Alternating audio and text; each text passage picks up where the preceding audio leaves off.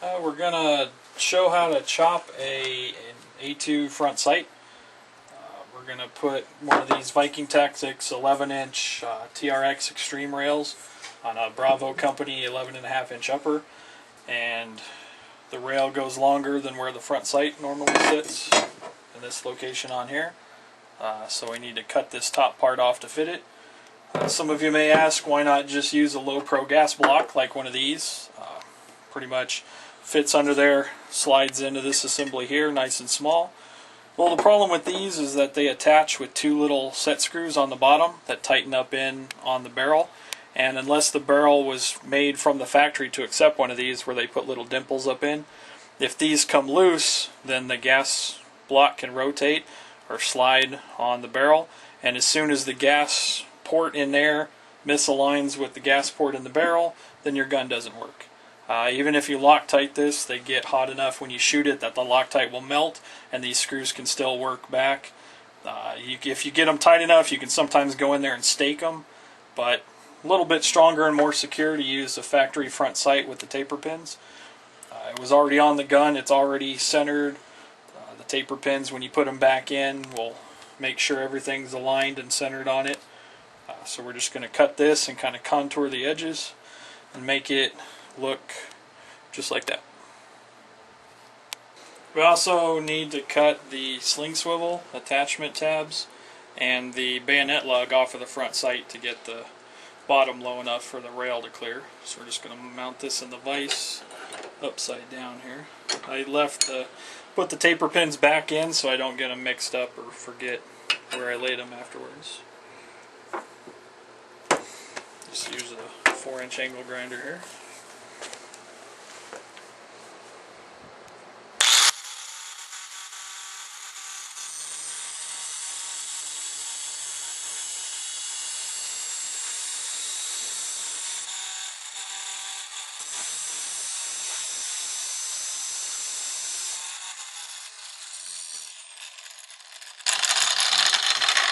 I usually cut it a little above the material so that way I can go back and kind of grind down, and then you don't cut into this material any more than you need to.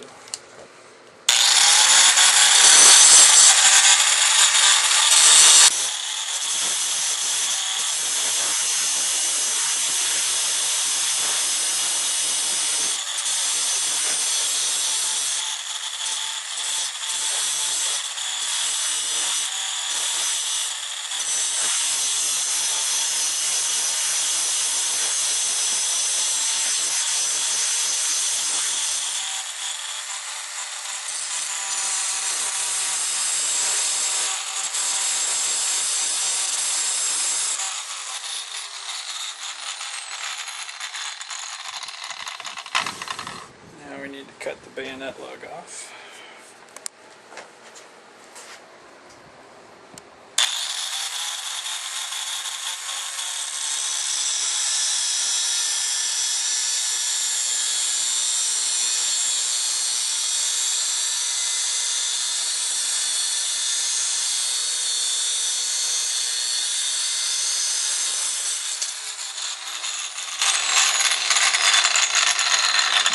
Because of where it's situated, I make two cuts, one that comes in this way and then one 90 degrees to it. It'll come up vertically underneath here.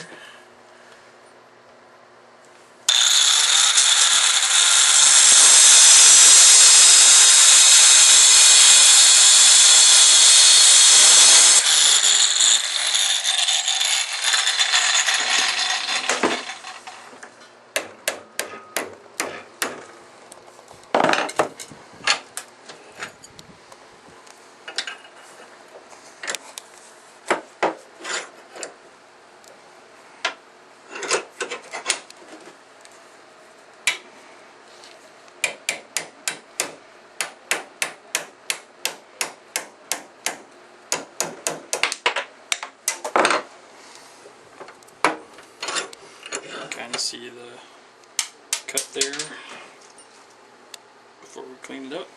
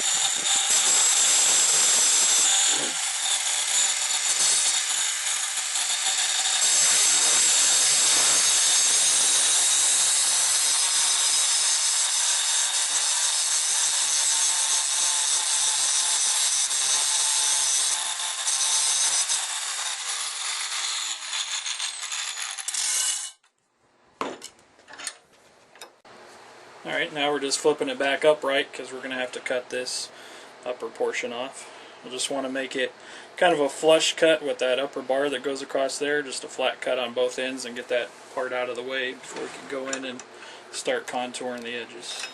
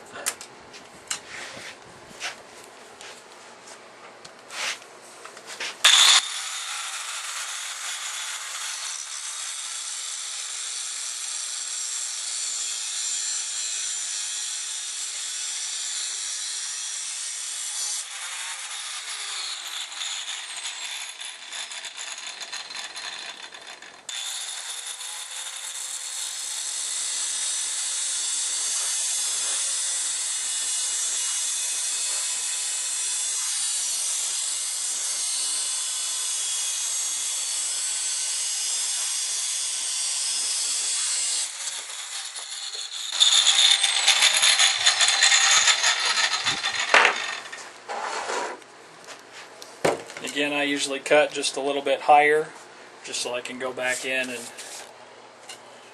grind it kind of flat without cutting into it too low there. I'm going to take a little more of this off.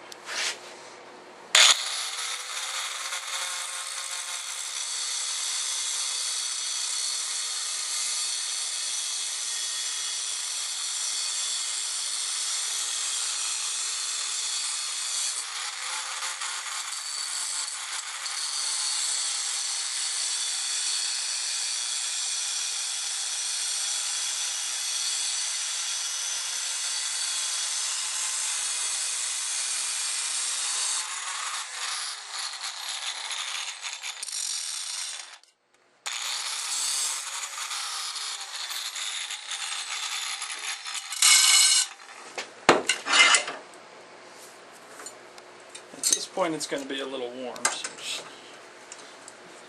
pliers here. Just going to move it up some there. That's not too bad.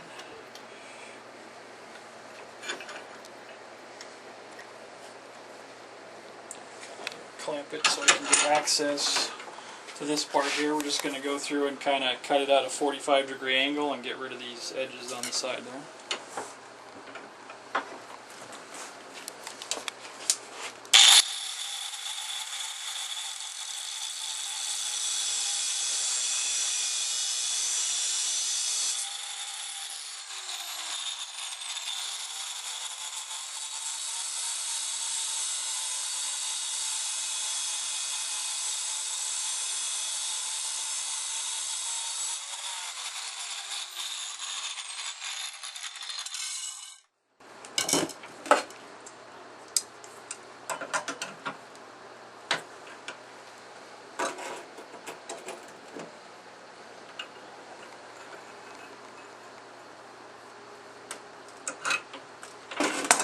Same thing to the other side.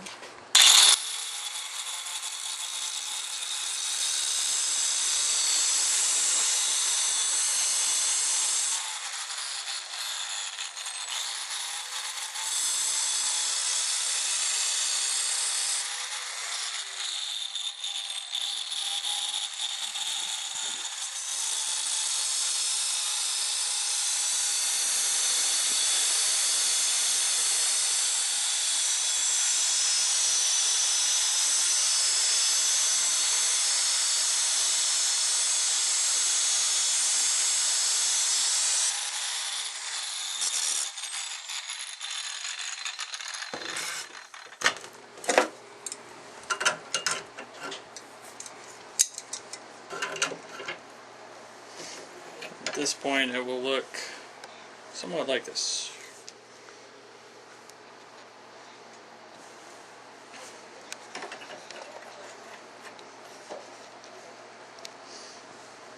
Clamp it in the vise. I'm just going to take some of the material in this area right in through here, on both sides kind of out with the angle grinder. I'll just leave the cutoff wheel on there, it'll make it easier. I can just grind some of that down so we don't have too much to remove with a Dremel tool.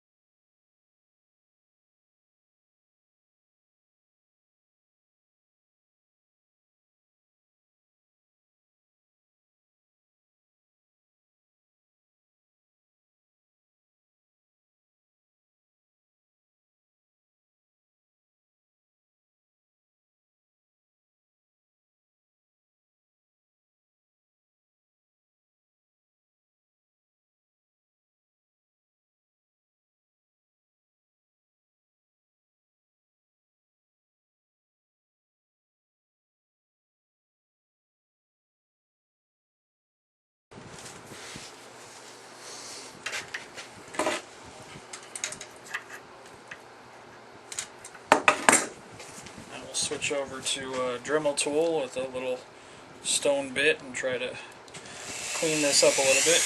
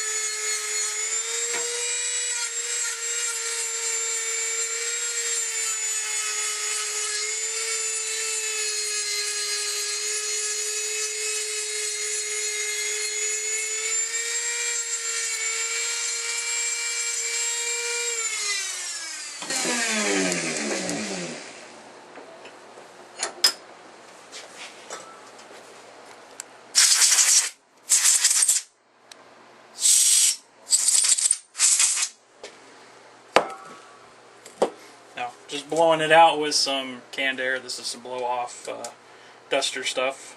Use it a lot to blow out components and stuff. Actions, triggers, anywhere you can't really get a brush in. And not super perfect, but close enough. We just pretty much tried to mimic that kind of taper here. Just follow the kind of grooves around both ends in there. And we'll throw some cold blue on there and reinstall it on the gun.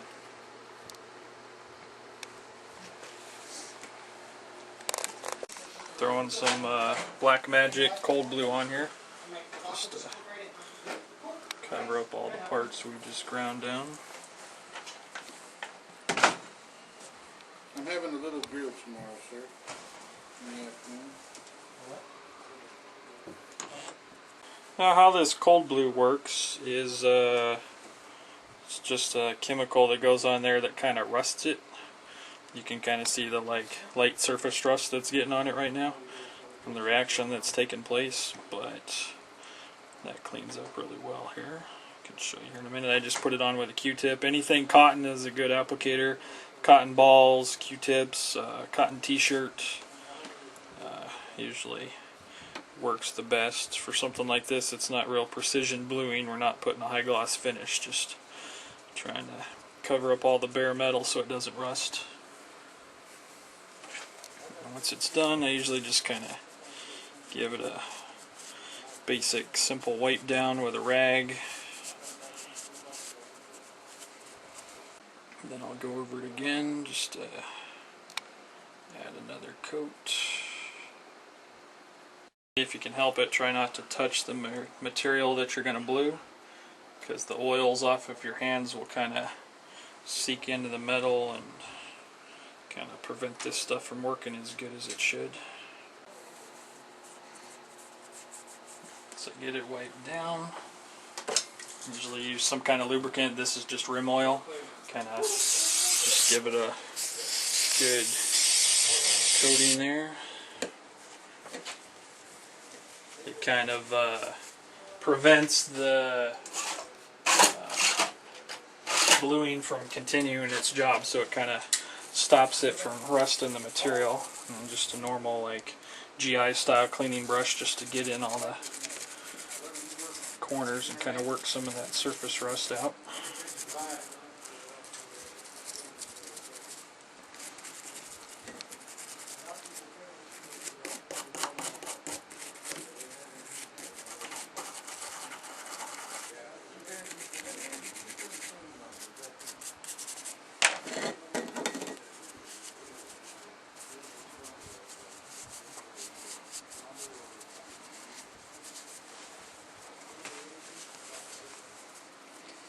Give it another good wipe down, and then you can kind of look and see if you've missed any areas or if there's an area where the bluing may have rubbed off.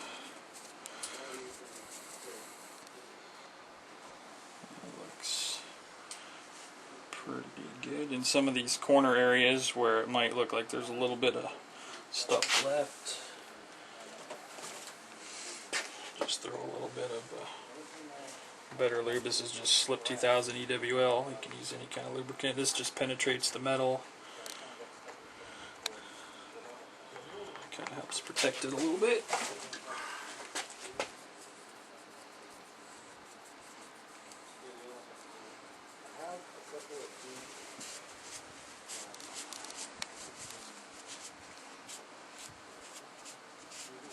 Bluing penetrates the steel, so there's no buildup like a paint would lay on top of the surface. Yeah, where if you use like an enamel paint surface, or something, right?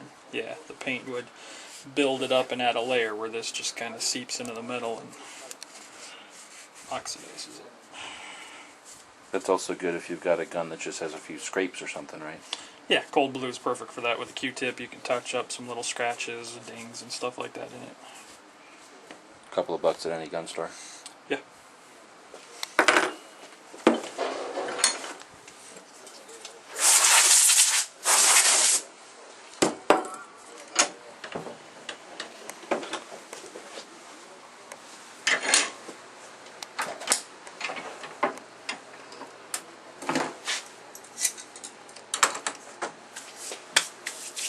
Then back to the upper. I'd already stripped this apart before we started the video.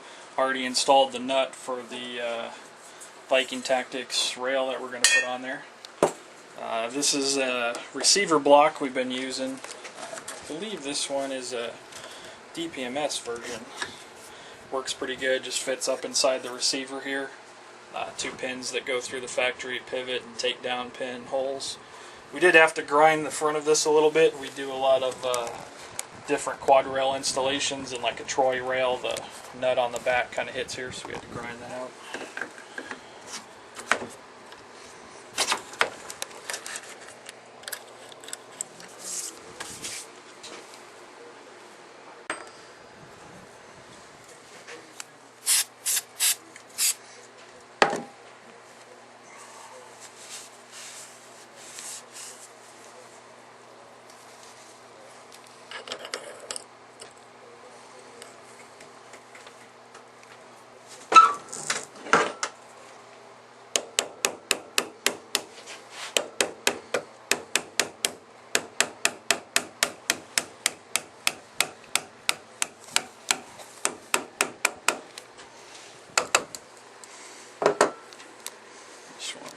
get that somewhat lined up.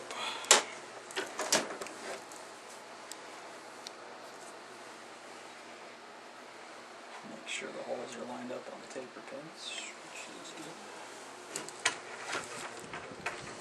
good. And they make special little blocks and stuff that these fit in, but with the whole top part of this cut off, they don't fit in there really good, and it kind of wants to walk a little bit. So just kind of get it started a little bit there. And I usually just use a punch that's a little bit bigger diameter than those.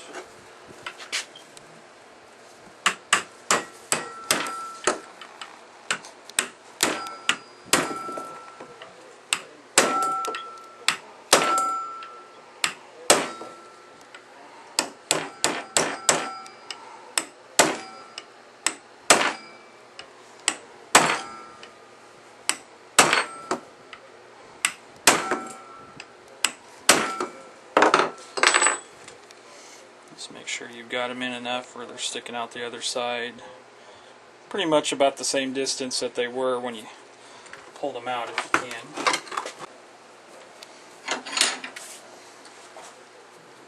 Install the gas tube.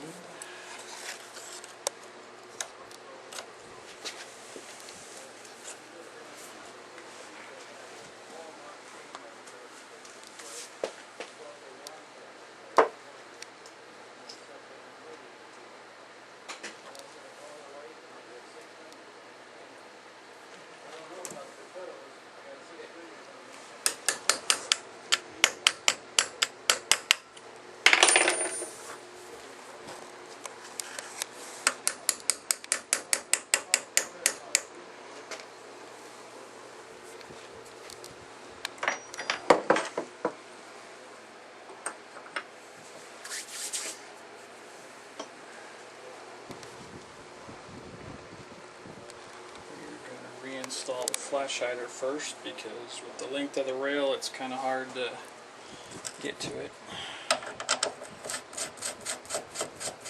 Why do you use that one? It was what was on it. It's light, it's short, it's simple. I would run a Surefire flash hider on it for a can, but with the length of this rail, it's just a hair too long and you can't get the suppressor attached to it. So we're just going to run an its factory 8.2 for now. Might change out later to something, who knows.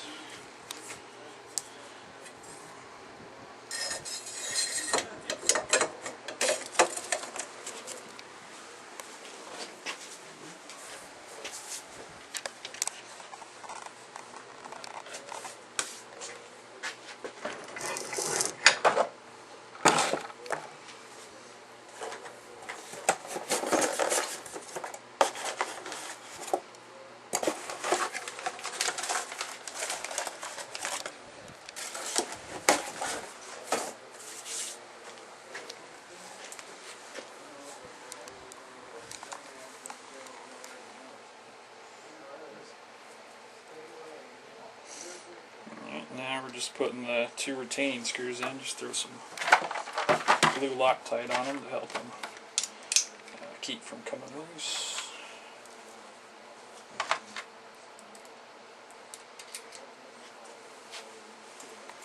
So the only thing that holds that new rail on is those 2 screws? Well, it indexes off of its own barrel nut that slides into a groove on here, and then it rotates. You put it on kind of at an angle, and then it rotates up into place, and has a tab right here that keeps it from rotating further past the receiver. That's as far as it'll go. And then once you tighten the screws up, there's the little grooves in here that it kind of tightens down onto.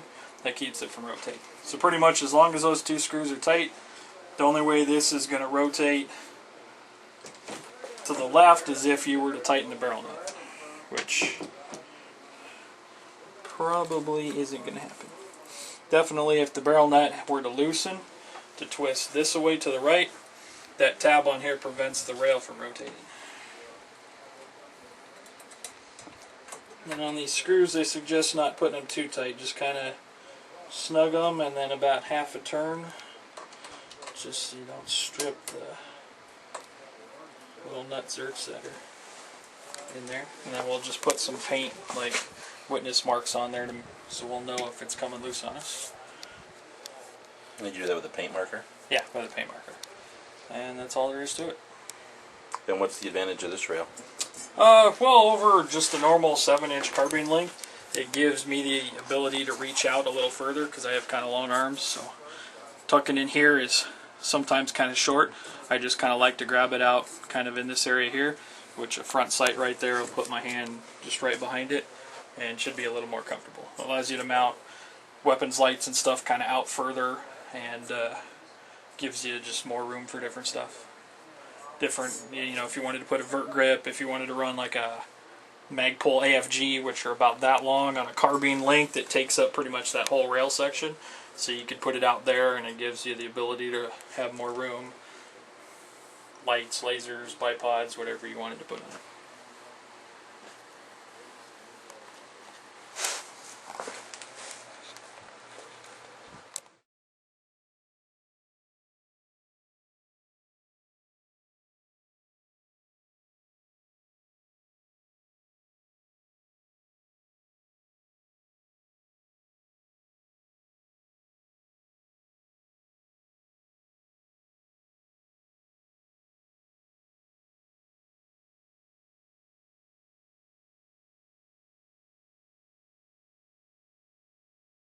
The guys and gals of GunWebsites.com encourage you to take a CCW class every year, practice at least once a month, and carry every day. Thanks for watching GunWebsites.com.